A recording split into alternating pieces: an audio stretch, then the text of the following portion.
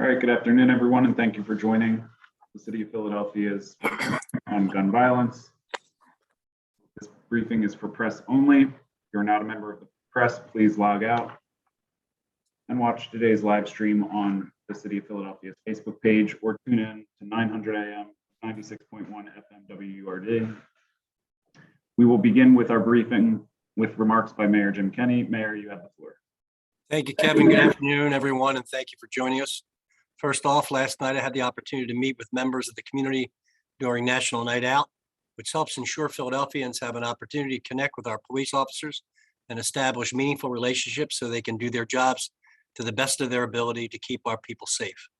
It was such a good night because we were surrounded by great people doing positive things for our city, teaching kids how to become great adults. It's nights like last night that give me hope for our future. We know the police continue to work hard to take record amounts of guns off our streets, and we continue to work with our young residents to steer them away from a life of violence while investing in their futures. Before I turn it over to Erica Atwood for updates on violence prevention and intervention efforts from the city, I do want to make sure that our partners in the media are sharing an important phone number when we talk about violence in our city. Because we all see in the presentations from the police department, and when we talk about the motives for various homicides, especially over the last few years, domestic violence is on the top of our drivers of one of the top of our drivers of homicide. And everyone deserves a relationship that is safe. It's that simple. Everyone should feel protected, stable, and supported, and free from emotional and physical abuse. Philadelphia has an incredible community of organizations that support survivors, offering counseling, housing, support groups, legal advocacy, and more in multiple languages and with cultural competence. And they do life-saving work by working together to help survivors. So please write this number down. This is Philadelphia's domestic violence hotline. It's 866-723-3014. That's 866-723-3014. Confidential help is available 24 hours a day, every single day. Translation services are available.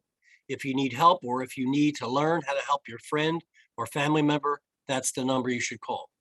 Now, for more information on updates and initiatives in the works from the city's Office of Criminal Justice and Public Safety, I'm going to turn it over to Senior Director Erica Atwood. Erica? Thank you, Mayor Kenney, and good afternoon, everyone. If the press office could pull up the slides that we have and just run through them while I'm talking. So I want to thank those of you in the media that were out last night for National Night Out. National Night Out is a national opportunity for communities and police and law enforcement to reconnect and really build trust in communities, particularly those are the most vulnerable to gun violence. It is an opportunity for our leadership, our officers, and our neighbors to connect in a positive moment under positive circumstances. Last night, our team in criminal justice and public safety joined the mayor and police officers across the city to meet with Philadelphians in the places where they work, live, and play, build those relationships and provide resources. This was a great night filled with community events and opportunities for Philadelphians to take advantage of. These are the opportunities that we need more of, and I'm always grateful for the chance to be in community and gather in a way that is safe and fun and really rebuilds that connective tissue in neighborhoods that we know we need in order for us to really combat the issue of gun violence. Next, I want to talk about our upcoming event where we really need support from community and media to promote opportunities for young folks. CJPS, the Office of Criminal Justice and Public Safety, has our Next Is Now summer series. This series is really focused on how are we supporting young leaders under 40 to gather with like-minded individuals in a setting where they are building their network, strengthening their connection to resources, and being encouraged in the good work that they do. We're asking young leaders across the city to come out and join us and bring their friends and their folks that they're working with that are all really focused on how do we make our communities safer, more healthy, and hopeful. Attendees can also connect with leadership from across city departments, and we're really connecting them to resources that will help deepen the impact of their work in their neighborhoods. We have an opportunity to break bread. We provide a food truck. We provide an opportunity for kind of networking and engaging. Our next event is August 13th from 1 to 3 p.m. at the Beckett Life Center at 1410 North 16th Street.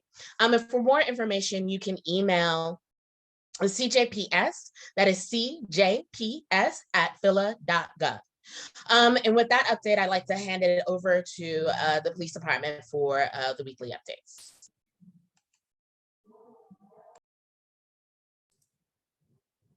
Thank you, Erica. Good afternoon, everyone.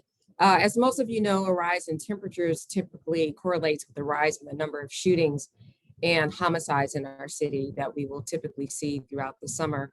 And while compared to last year, our baseline numbers have steadily decreased in what were traditionally the slower months, the number of victims in July reached what were previously unseen levels.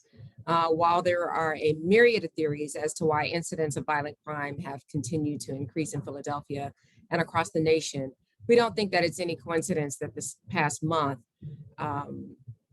saw us experience increased levels of violence during one of the top 5 hottest Julys on record. As an agency tasked with public safety, it's our responsibility to ensure that everyone can enjoy warmer weather as safely as possible, and to ensure that we are adapting to the ever-changing needs of the communities we work in. We must do our best to operate on all cylinders, and we're going to continue to do that.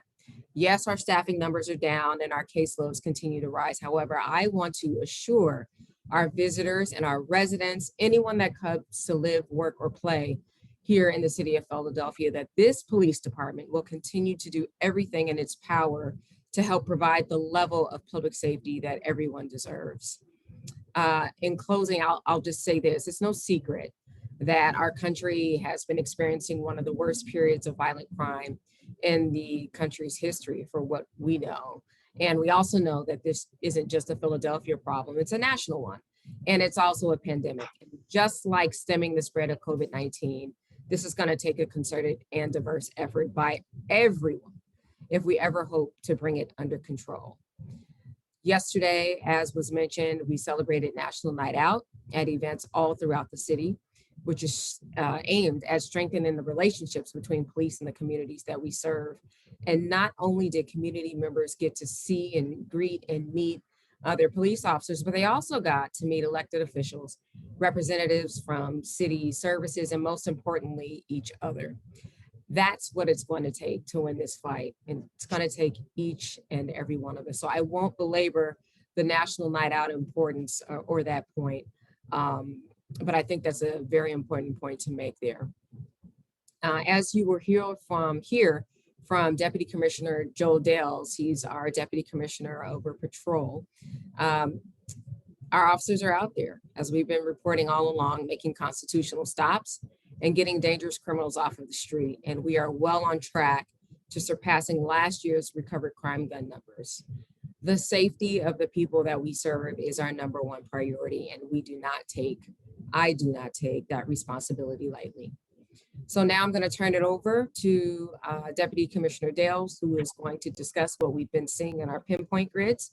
And then he will be followed by Chief Inspector Frank Venor, our Chief of Detectives, who will provide updates on individual cases that we wish to highlight. DC Dales.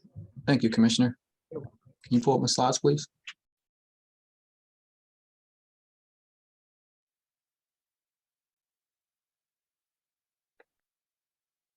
Okay, next slide. Okay, I will start with the citywide homicide and shooting victim stats. Looking at the top of the chart, year to date as of July 31st of this year, Philadelphia had 317 homicides and 1,380 shooting victims. In comparison to last year, homicides are down 1%, 317 this year versus 319 last year, and the shooting victims are up 2% 1,380 this year versus 1,350 last year. As of yesterday, homicides are slightly up by 0.3%, 322 this year versus 321 last year. And shooting victims remain the same. We're still up by 2%. Looking at the bottom left of the chart, it shows the motives for the homicide. The top three motives remain the same. Number one, argument. Number two, drugs. And number three, domestic. And we're currently at 46% as far as our clearance rate. Next slide, please. All right, this slide shows the 2022 citywide homicide stats for the cause of death. Looking at the top of the chart, as of August 3rd of this year, we currently have 313 homicide cases. In addition, we also had to add 9 delayed homicide cases to the 2022 homicide count, meaning that the date of the assaults occurred prior to 2022, and the victims had succumbed to their injuries this year. Therefore, the delayed cases are included in the 2022 count. The year of the assaults ranged from 1993 to 2001. I'm sorry, to 2021. Looking at the bottom of the chart, the top 3 causes of death are number 1, gunshot wound, which is at 288. Number 2, blunt force trauma, which is at 17. And number 3, stabbing, which is at 15. Next slide, please.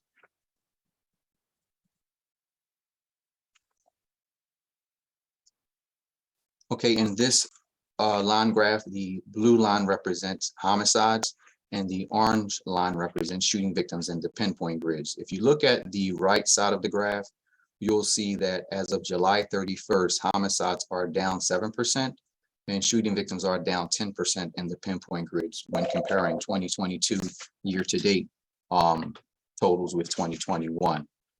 The line graph also shows the year-to-date percentage change comparison for both the homicides and shooting victims have been relatively flat for the past several weeks. Next slide. Okay, as of August the 1st, 3,591 crime guns were recovered in our city. Last year, 3,560 crime guns were recovered by the end of July. This year, by the end of July, 3,545 crime guns were recovered, which is close to last year's count. So that goes to show you the police officers still out there getting guns off the streets. Next slide, please. All right, and lastly, in reference to the privately made firearms, or which is also known as ghost guns, that were recovered in our city. Year to date, as of August 1st, we are now at 337. I would like to point out that by the end of July of last year, a total of 330 ghost guns were recovered. By the end of July of this year, we have slightly surpassed that number by 1%, which we had 330 last year. This year, we're up to 333. So with that, I will now turn it over to Chief Inspector Frank Venor, who is the Chief Inspector of the Detective Bureau, and he will speak about cases we wish to highlight. Frank? Thank you. Good afternoon. I'm going to start off by talking about the Homicide Division. This period, Homicide Division made 13 arrests and had 5 arrest warrants for cases that occurred previous. On the slides that were released here, we have each and every one of them. I'm going to highlight a few in these categories. The first case I'm going to highlight occurs on July 24th, where a shooting death occurred of a 38-year-old Orain Mosley. This occurred early in June. Homicide detectives responded to the 4100 block at North Broad Street. Ultimately, our best evidence, which is continuing to be our best evidence in these cases, video, was used to identify the perpetrator of Ronald Favorer, and he was arrested this week and charged with murder and related offenses. Another highlighted arrest I wanted to bring out is on July 27th, 66-year-old Robert Fitchett was found murdered inside his residence in the 800 block of North 44th Street. In this case, forensic evidence was analyzed and used very quickly by detectives in our Forensic Science Bureau. We were able to identify a Kendra Pearsall, who was arrested on the 27th of July as 34-year-old female charged with murder and related offenses. There's 2 cases I'd like to highlight where we still need help from the public. The first case occurred last Friday, July 29th, 7:56 in the evening, 600 block of East Tioga. In this case, we had two individuals who we believe get into an argument outside a commercial establishment. Rashawn Pearson, 26-year-old male, was shot multiple times, and he was pronounced thereafter. On the 30th, very quickly, they were able, he passed away, they were able to develop a suspect in this manner. And just yesterday, we were able to get an arrest warrant for 33-year-old Corey Hill. Hill has an address that we see in Chester, but anybody who may know where Hill is or have information on this case, we're urging them to call our tip line, 686-TIPS or 8477, or the Homicide Division at 215-686-3334 or 3335. The next case I'd like to talk about occurred on Wednesday, July 27th. This has been in the media for quite some time, but we still need a lot of help in this case. In this case, it's 6:53 in the evening on the 1800 block of Siegel Street in South Philadelphia. Jarleal Foy, 27-year-old male, was sitting on a step in front of his house when what we know now, and it's still very, very limited information, a person in a very sketchy and grainy video that we have, not really good enough to release, moves towards Mr. Foy and fires at least 2 shots. That person could be best described as wearing a gray colored sweatshirt, black pants, possibly sweatpants, and a dark colored mask. And this person runs across the street, fires the shots, and then flees eastbound on Siegel. We really have no motive for this case. We have no idea why he would have been targeted, and all the witnesses and family members that we've been talking to really can't provide that. So we need someone to help us in this case, someone that may have better video, someone that may have information. We're urging them to call one of those lines and help us with those cases. Next, I want to talk about some of our non-fatal shootings. Our shooting investigation group investigates. This week, we've investigated a number of incidents. There have been 14 arrests and 6 arrest warrants to date on cases that occurred during this period. The first case, one of the things that I'm going to highlight this week is we've had several juveniles, very, very young juveniles, struck by gunfire. Not fatally, they're all non-fatally, but we have a few arrests in these cases and a few that we still need help from the public on. To date, I have 119 juveniles that were hit by gunfire this year within Philadelphia. 31 of them were less than 15 years of age. So one of the cases this week, I want to talk about July 21st, around 1:30 in the afternoon. Police respond and find an 11-year-old female shot inside a property. The investigation by the shooting investigation group revealed that a resident of the property and a 15-year-old, the resident left a gun there, was an adult. 15-year-old picked up the gun and discharged, striking the female. Both of them, the 15-year-old and the mother who left the gun there, were charged with REAP and also possession of an instrument of crime, recklessly endangering another person, especially endangering the welfare of a child, to the mother. The other case happened on this Sunday, 2000 block of East Ontario. There was a wedding party going on inside a residence. A fight ensued between family members. A family member who was fighting retrieved a firearm and fired it in direction of who he was having a dispute with. Mother that was there holding a 10-month-old baby. The baby was struck in the hand. In this case, we were able to develop a suspect and get an arrest warrant for a 45-year-old Santos Diaz. His photo's been released. We really need help from the public on his whereabouts. We're using every means we can to take him into custody. There's 3 other cases that I'd like to highlight. These are non-fatal cases, all involving juveniles, where we still need the public's help in the cases. First case, the 5800 block of Osceola. It occurred on July 22nd, around 6:40 in the evening. 13-year-old female meets up with 2 males that she believes to be around 14 or 15. Both of them are in possessions of guns. At some point during their time together, one of the males discharges one of them guns, striking her in the jaw. Both of these males flee the location. We have very limited information in this case, so we're urging somebody who knows anything about it to call our tip line at 686-TIPS. The next case is in the 100 block of South 60th Street, West Philadelphia.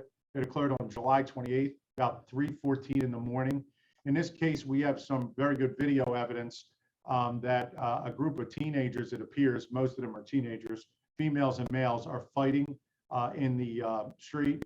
The police are summoned when a 15-year-old female is shot one time in the leg. The investigation revealed that during the course of this fist fight, it looks like one of the females takes a weapon from a male and fires it into a very crowded intersection, striking this female. We still don't have the identification of that female. The video has been pretty much widespread and on social media, but we're looking to identify who's responsible and bring them in and charge them in that case. And the last case, we released some very good video. However, it's hard to see the individuals involved in the 200 block of East Armstrong on July 27th, late last week, about 8:40 p.m. What we now know occurred is there's a male on a dirt bike actually in some kind of chase or argument with individuals in a BMW. It appears that the male on the dirt bike, ATV, wearing dark colored clothing, fires at the occupants of the BMW. At one point, a 7-year-old that is on the sidewalk just playing is struck in the hand during that case. We released some video in this case. We're looking for anyone who may know who rides that ATV, who might have been responsible for this, to please give us a call. And with that, I'll turn things back over to Kevin. Thank you. Thank you, Chief Inspector Venor, and to all of our speakers today. We will now move to Q&A for members of the press. We ask that outlets coordinate ahead of time and that one representative from each media outlet ask questions. Reporters are asked to limit their questions to 3 or fewer in the first round, and if we have time for a second round, we'll go around for another round of questions. Armando is also available for Spanish interpretation as needed. And if you would like to ask a question, as usual, please use the raise your hand function under reactions. So with that, we will go to Kristen Johansson of KYW. Kristen.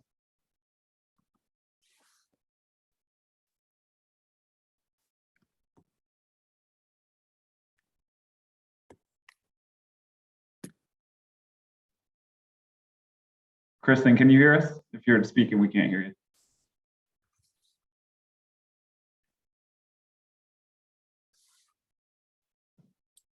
All right, we're going to move next to, we'll circle back with you, Kristen.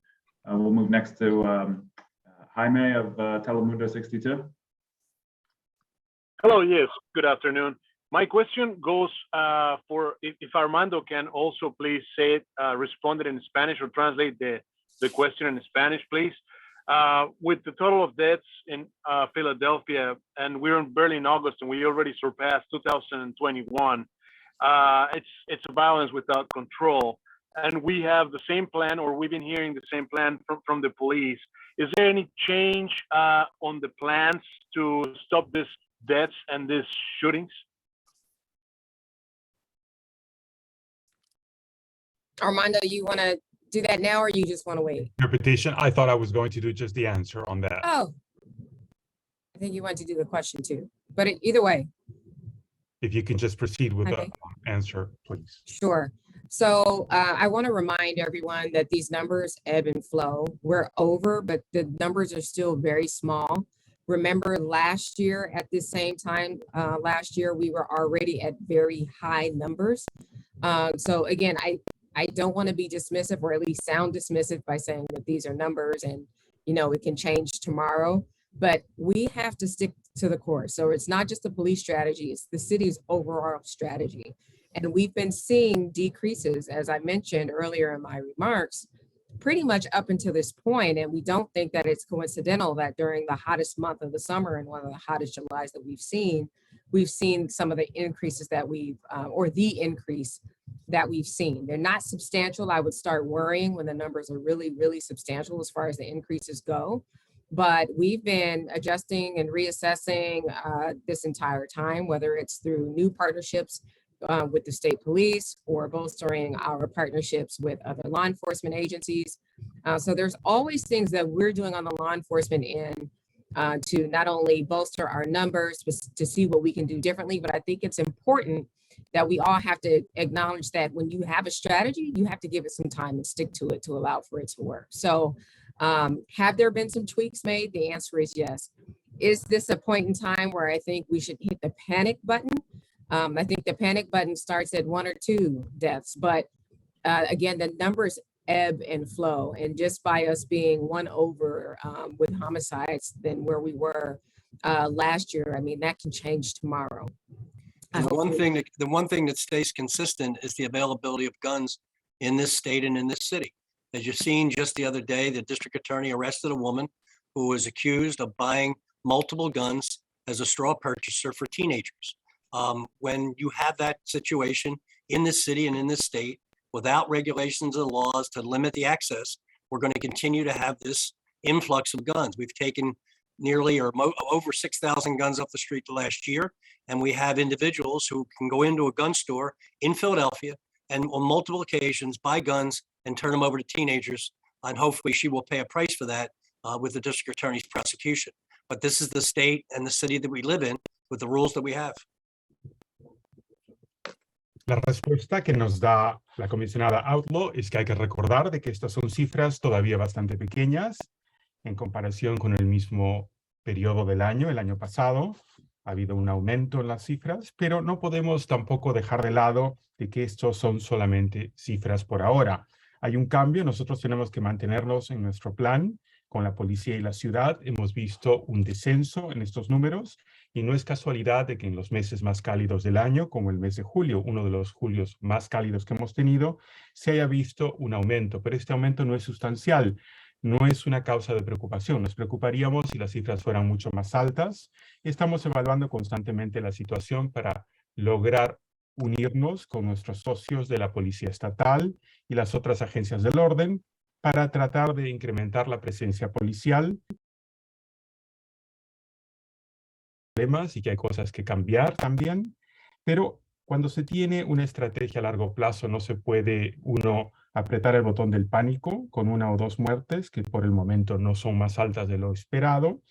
Los homicidios van a estar de una forma consistente y vamos a continuar con nuestra estrategia. El alcalde nos indica que esto es congruente con la disponibilidad de armas que tiene la ciudad, desgraciadamente, y nos cuenta de la Fiscalía de la ciudad que arrestó hace poco a una mujer que era una compradora falsa que estaba comprando armas de fuego para trasladárselas a los adolescentes. Y mientras tanto tengamos este acceso libre y este influjo de armas en la ciudad, vamos a tener problemas. Se han decomisado más de 6,000 armas de fuego por parte de la policía, pero es aún posible para alguien en Filadelfia ir a una tienda, comprar armas y luego pasárselas a los adolescentes. Esperamos que la Fiscalía y la ley le haga pagar un precio caro a esta mujer y a las personas que hacen esto. Y hasta que esto no cambie, vamos a esperar las mismas cifras. Gracias. Second question is it's about the SEPTA shooting that happened yesterday in one of the most used SEPTA stations, Arbor Station, Frankfurt. So if you can please give me an update and also comment on how the police was great on land and also by air to be able to get the arrest, and also if there is a comment on SEPTA and their security, if there is a change or not. Thank you. As far as an update on that investigation, it's still very early on. We know we're reviewing video now from the case. There were 2 individuals shot there, but we just don't have a clear picture of who was responsible yet or the motive behind it. We'll have a little more as we cull that video and get a little more information. La respuesta que nos da el comisionado principal es que estamos todavía en una parte temprana de esa investigación y estamos repasando el video de este caso. Tenemos a 2 individuos, pero no nos queda claro realmente quién es el responsable ni cuál es el motivo. Vamos a tener más información según repasemos esa cinta. Gracias. My last question, it's about arson case. The guy that was detained after having some gasoline in his possession, and then he was released, and then his house, 12 hours after his house burned. So my question is, why was he let go, and if he is now being arrested? So this case, I got to tell the story in real time to explain how it all occurred. But yesterday or 2 days ago, at about 8:30 in the evening, there was a report of the smell of gas. The police and the fire department responded and found 154 water bottles full of gasoline inside the property. That was declared a hazmat. Fire department went inside that property and carefully removed all the items. During the course of the investigation, as it got into the early evening hours, a police officer was approached by an unknown witness who said, "I think this male here may be responsible." This was not a property that was owned by anyone that we could find. This property was abandoned. That individual was taken in and questioned, but at that point, we could not tie that individual to the property. That witness left on us and we could not find the witness. So at some point during our last out or overnight tour, we didn't have enough for any kind of charges, so that individual was released. The actions that occurred later were that he returned to the property, and this is from later witnesses that we recovered, brought in a few more canisters of gas, and then those canisters, we believe now, he may have lit on fire, which caused several properties to light in fire. Luckily, no one was injured.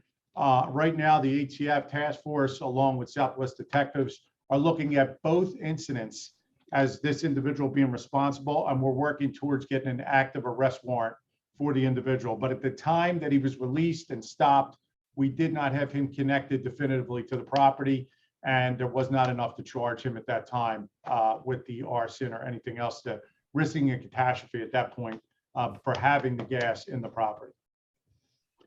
La respuesta que nos da el comisionado Teal es que este caso en el cual se liberó a esta persona tiene una historia de trasfondo. Tras de ello, hace 2 días, a las 8:30 p.m. aproximadamente, hubo un informe de olor de gas o gasolina. Acudió la policía y el departamento de bomberos y se encontraron 154 botellas de agua repletas de gasolina. Esto se declaró como una situación de peligro y la policía retiró tempranamente esto, pero luego se presentó un testigo a decirnos que había una persona responsable de esto, en lo que resultó ser una propiedad abandonada. Se interrogó a esta persona, se descubrió que no tenía vínculos con esa propiedad y no había ninguna razón para retenerlo, por lo tanto fue liberado sin presentarse cargos. Más adelante, a través de información de testigos, se nos dijo que él regresó a esta propiedad trayendo recipientes de gasolina, más recipientes de gasolina, y aparentemente dio lugar a un incendio, y luego esto está siendo investigado por la Fuerza Especial de ATIF de Fuego y los policías del sudoeste de la ciudad. Estamos tratando de obtener una orden de arresto activa en estos momentos, pero en el momento que él fue detenido y se le detuvo para interrogarle, no había ninguna razón para retenerlo, ni había motivo para poder imputarle algún delito. Esa es una investigación que sigue en curso. Gracias. Gracias. Thank you very much. Thank you, Jaime. And we will now jump to Kristen Johansson. I think there were some tech issues when we first tried to call on you. So Kristen? Thank you. Can you guys hear me now?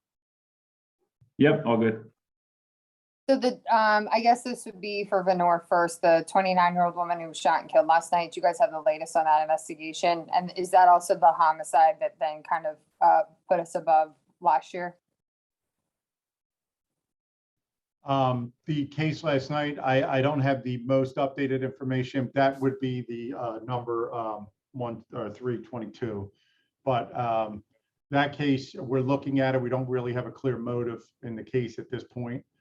We just have the initial details that we put out. I'll get back to you with any more follow-up that I have. Okay. And the other thing is the family of Lambert, 73-year-old, was asking whether or not other kids, I know you guys had said that you're probably only going to be charging the 2, or not you, but the DA's office was only going to be charging the 2. Have you been able to speak to all of the other kids that were out there? And is there any consideration for those charges?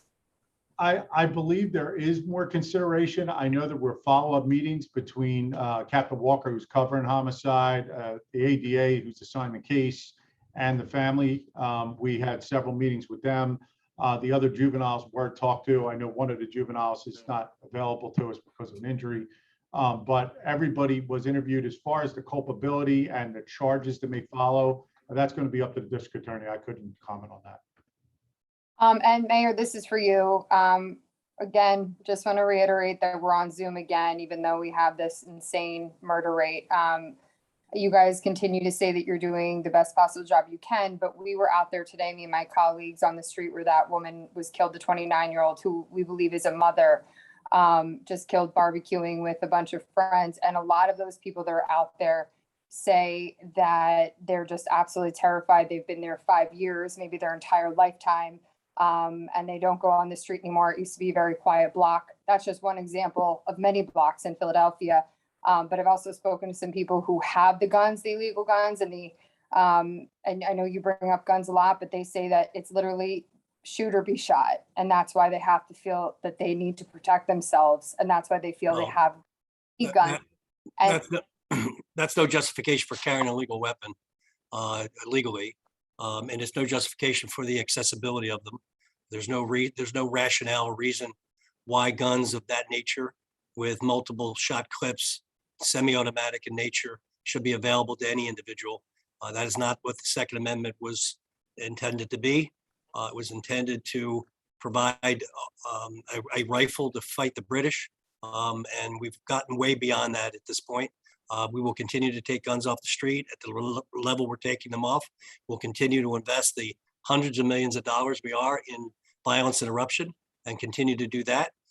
And continue to plug along and try to get this number down as best we can.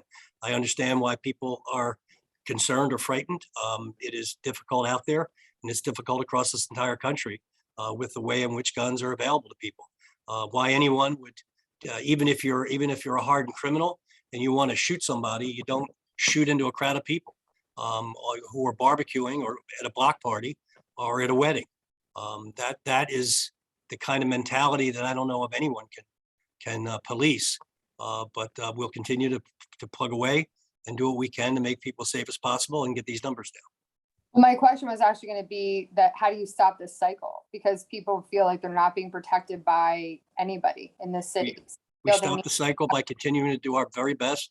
So the police being as brave and as capable as they are, is they getting the guns off the street and trying to, at some point in time, get a situation where a gun is not as available, is easier to get than a driver's license in Pennsylvania. Have you guys had emergency meetings about this? We have Like- we have meetings we have discussions and meetings almost every day. So I mean that's And so That's when that what we're Chris- doing, I'm sorry. when do you say what we're doing isn't enough? We never say it's not. We never say it's enough. It's never enough. With one homicide, it's not enough. I mean, I don't have an answer to your question at the moment, but we continue to move forward, do everything we can to make people as safe as possible. And we regret the tragedies that we're seeing in our city because of the availability of guns. And it doesn't justify anybody from telling you that they should carry a gun because everybody else has carried a gun. That's the Wild West. I'm getting kicked off. Thanks. Just want to say, have these in person. Thanks. With that, Thanks, Kristen. Next up is Ryan Hughes of CBS 3. Ryan? Yes, good afternoon. This question rather for the mayor and for Commissioner Outlaw, very similar to Kristen, because we were out on the streets in the Frankfurt section of the city earlier today, trying to speak with folks, and they're scared to go on camera for fear of retaliation. Many people telling us they're scared to walk outside once the sun goes down. They're scared to sit on their front porches during the summer. And they say that actually this has been going on well before July, before the numbers started ticking up. So Mayor and Commissioner Outlaw, how do you respond to that, to the quality of life that so many residents are feeling and seeing right now with the rise in violence? well, first of all, people don't have to go on camera. They can call anonymously if they have information as to what coward fired that bullet that killed that poor lady. If they know who that is, they can call anonymously and give us a tip to get us started. So there's no need to go on camera and expose themselves. As far as the condition of our neighborhoods, as I just said earlier, we're doing everything we can from policing to investing in crime fighting and violence interruption, and doing everything we can and continue to do so till we get these numbers down. Thanks, Ryan. You all set? Commissioner, same question. Yeah, so I just want to piggyback on what the mayor said, because I think he answered it rather succinctly. And this is a comprehensive approach. You know, obviously, we're the most visible because we're law enforcement, we're the police. In the short term, and then how it impacts the long term as far as prevention and intervention goes, is that, you know, one, we need to be visible. I'm not going to even go down the staffing rabbit hole, but we're doing what we can with the resources that we have, right? But people want to see us. They want to see us so that they feel safe on every corner. And then it's incumbent upon us, when we are there, if we don't stop or prevent the crime from occurring, that we can make timely arrests. That's important. We got to get people in custody, but then there also has to be quick and swift follow-up and prosecution. So there's multifacets to this, but the other piece that the mayor kind of touched on, and I was going to mention this when KJ asked our question, we all have a part to play in this. And that's what I meant by, you know, it's not just community collaboration, it's not just National Night Out, but it's also accountability in the community. So when I hear people say things like it's shot or be shot, where's the accountability for the person who has that mindset? We're not there yet. I've heard arguments about, you know, some people carry the gun for the sword or the shield. We're not there to have varying degrees of why you're carrying a gun illegally. There has to be consequences for carrying a gun illegally. So people know, if I do this, then this may happen, right? So that has to happen as well. So it's not just the police department. It's not just the mayor. There has to be accountability across the board, and people have to be willing to say in their communities, and they can do it anonymously or as a group in solidarity with others, that this will not be tolerated here. I know my child has a gun in this house, but I'm not going to say anything because, right? We have to get past that and recognize that there has to be accountability across the board, and that we no longer get to let people say, well, I'm carrying a gun because, even though I know I shouldn't have it. There has to be accountability, period. And Commissioner, the mayor said, you know, when is it enough to tackling it and getting a hold of the crime and the violence? Do you think enough is being?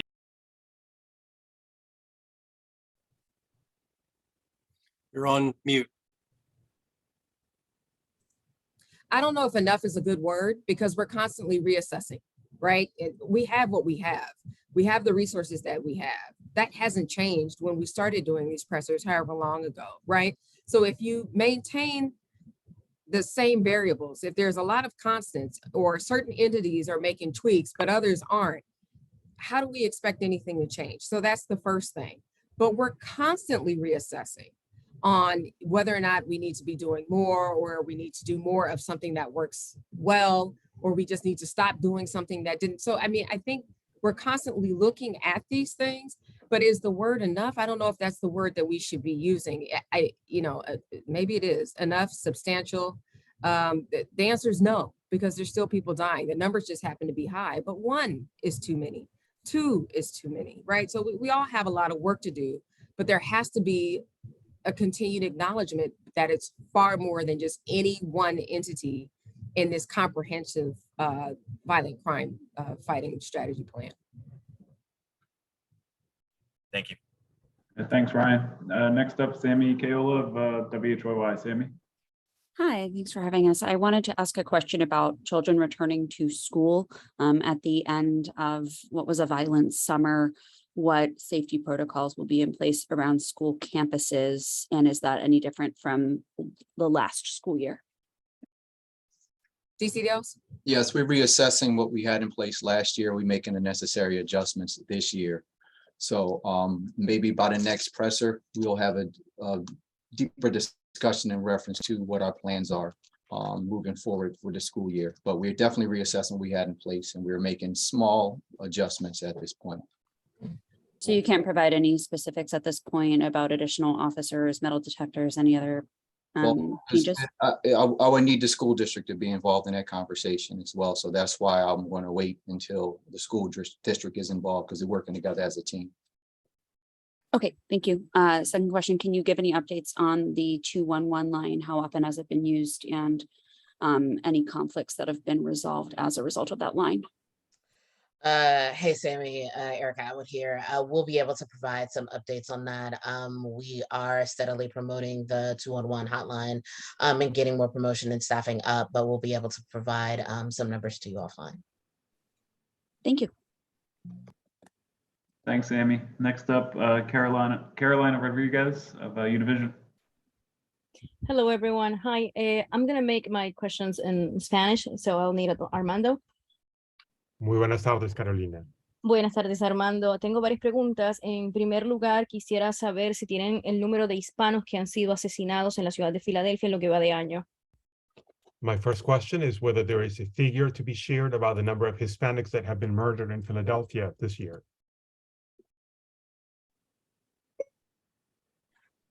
As far as statistics, I could get you that. I would have to go through our statistics section to ensure we verify it, and I could do that through public affairs. So I could provide that later on today, but I don't have it in front of me. Nos dice el comisionado Benauer de que estas son estadísticas que pueden proporcionarse más adelante porque se encuentran en la base de datos, pero hay que verificarlas y pueden obtenerse a través de los asuntos de servicio de información pública. ¿Cuál es tu siguiente pregunta, Carolina? Quisiera saber si tienen alguna actualización en el caso de Alyssa Morales, la mujer que fue quemada en el área de Kensington hace aproximadamente unas 5 semanas. I would like to know if there's any update in the situation of Alyssa Morales, the lady that was burned on the area of Kensington some 5 weeks ago. At this point, I gave an update last week, I believe. We are still trying our very best to identify a female that we have some images of that sprays some kind of liquid, burns Mrs. Morales, also burns a male. Male has not come forward yet. There's some kind of argument that occurs in the park there, and this female flees. Part of the images occurred away from that scene. So we're doing our very best, but at this point, I don't have a specific update that moved us forward in this case. We're still looking for a lot of help. El comisionado Benauer nos dice que en este punto no hay ninguna actualización fuera de la que se dio la semana anterior.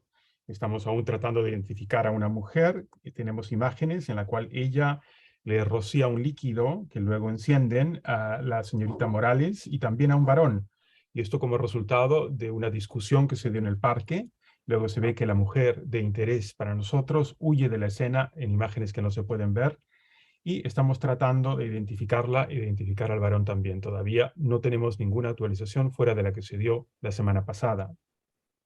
Y finalmente, Armando, si bien los casos de homicidio y demás están aumentando en la ciudad y la violencia armada, etcétera, también las personas que están en las calles, personas adictas a sustancias controladas y demás, y también sabemos que hay algunos incidentes que han ocurrido entre ellos, sobre todo en el área de Kensington, pero también en Center City, Love Park, etcétera. ¿Cuál es el plan del Departamento de la Policía de Filadelfia y de Outreach para prevenir algún tipo de estos incidentes? ¿Hay alguna estrategia que puedan compartir en lo que resta del verano? The final question has to deal with, we know that the murder rate is steady and there's violence that is being combated in the streets, but what about those people that are addicted to controlled substances that are all around the city?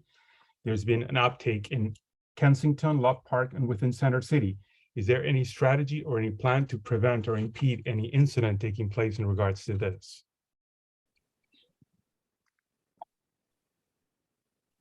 Good afternoon, folks. Tumar Alexander, Managing Director.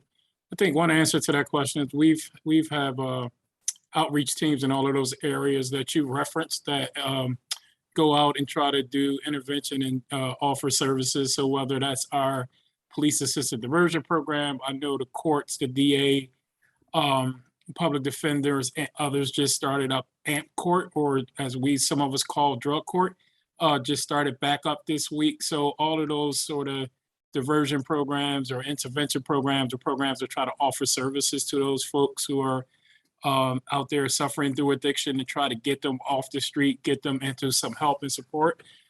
We've been trying in all of those areas, and certainly that's an effort not only of social service agencies and outreach teams, but also some co-responding models that where some of these folks are teamed up with police to go out and try to offer and provide services to folks directly on the streets.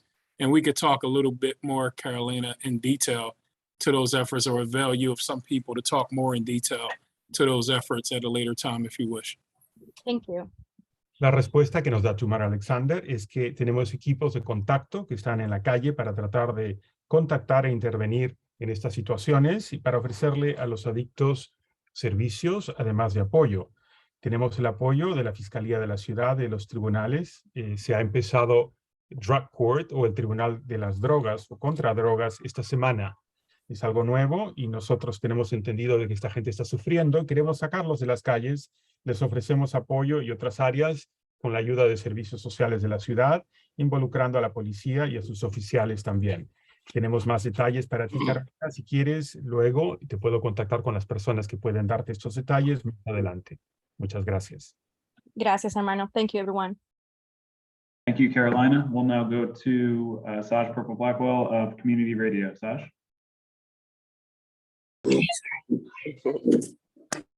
Hi, guys. Good afternoon, everyone. So my question is in regards to the current crimes that are being solved. How much of that percentage is from social media? I heard you say you've got some leads, some intel from social media. Do we have anything? Hello?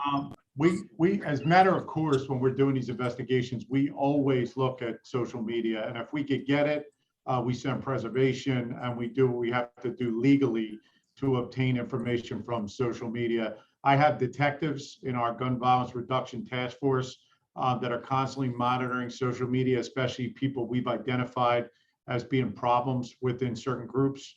And we also have a section in criminal intelligence that works social media all the time as their full-time job, constantly communicating things they see on social media. So as part of every investigation, we always take a dive into social media to see if it tells us or corroborates other evidence that we have so we can move it forward. Is there a certain social media platform that you guys use or go to? I'm not the expert, but we're looking at all the available social media that we have. If something's private or something we can't get at, we would have to be invited into it. So I'm not going to get too much into our techniques because it would probably give some things away. But we're constantly working to see what we can get that's available publicly. And then if it's something we need a warrant for, we do what we can to apply for that warrant and get the information. Okay, thank you. And then, Mr. Mayor, in regards to, of course, the violence.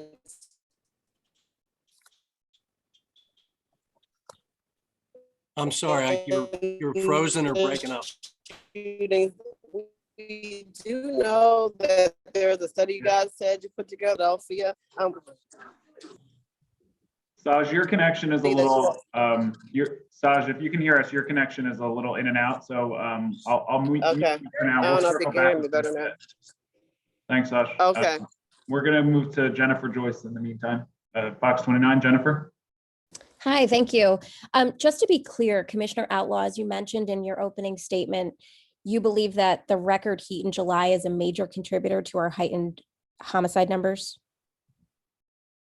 Hi there. No, I didn't say major contributor, but we think that there's some correlation there. When it gets hot, there are more people outside. There's more chance encounters. And, if you've heard the term on site, people say, I'm going to shoot you or do something to you when I see you on site. It typically increases the likelihood of more shootings. So I didn't say a major contributor, but we believe that there's some causation there. And Mayor, you had said a few minutes ago that you believe that we are doing everything we can to get our numbers down. Commissioner Outlaw briefly touched on the staffing issues. Are we doing everything we can if the police department is not staffed appropriately at a time when violence is at a record high? We're doing everything we can, but it's not enough. And that's one of the things I did say. It's never enough because any homicide is one homicide too many. We're recruiting at every level we can to get people to entice them into law enforcement. We have ongoing discussions on the different methods to attract people to this profession. It's been very difficult across the country to have people wanting to go into policing and law enforcement. And we're constantly, trolling on college campuses and HBCUs and anywhere we can, job fairs, anywhere we can to get people to come on. I can't force people to become police officers. And it's been a problem around the country. And we're going to continue to work at it till we get our staffing levels up. Is our police department staffed enough to handle the issues at hand? It's not staffed to its authorized complement. And that's what our main goal is, to get back to our authorized complement. And if we need more, to continue to get more. But I mean, there's again, as I said, there are other profession choices that people are making for many different reasons. And it's difficult to get people to want to be in public service generally, but on the police force specifically. And then, Mayor, you continue to talk about gun control, the number of guns on the streets. We understand you support gun legislation and place blame on the availability of guns. But to you, Mayor, Commissioner Outlaw, what is the here and the now answer to help people feel safe? As you know, some of the other reporters had mentioned, you know, with the recent violence, people just sitting outside their front steps no longer feel safe to just get some fresh air on their front steps. They say the city is a different place than it was a few years ago. What do you say to these residents? Well, the here and now is that we're working at our best to get the guns off the street, to intercede in potential violent situations, to make sure that we have enough investment when it comes to violence prevention and intervention, and continue to do that and plug away at it until we get the numbers down. I agree that people are concerned, and I'm concerned, and deal with this every single day. And we're going to continue at it at every possible effort to get the numbers down. And would you agree that we are a city in crisis? We are a city who is having a gun crisis, yes. And we're in a state that has a gun crisis, and we're in a nation that has a gun crisis. So yeah, I mean, that's according to what you're referring to as a crisis. There are other areas of this, there's other elements of city services and city response and city outcomes that are doing quite well. If I had a magic wand and could get rid of guns tomorrow, I would do it. And as long as we keep taking guns off the street and they're simultaneously replaced almost immediately, we're going to have this struggle.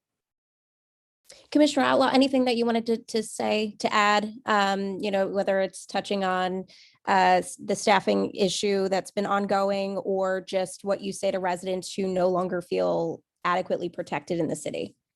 Jennifer, we have to move on. You're past the questions, and we do have a couple other reporters that are on the line. So we're going to move to Francis Wong of NBC 10.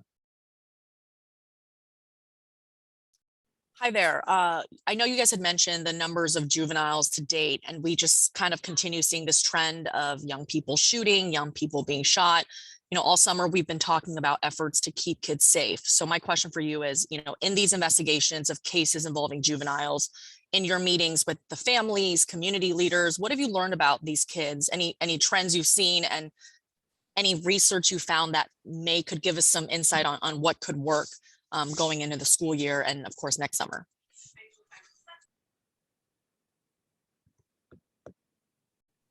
I can just say, answering for the investigating end of it, that the parents that cooperate with us are the cases we solve very quickly. We had a case on the SEPTA platform a few weeks ago. Mother came in as soon as we released the video, and the case came in very quickly.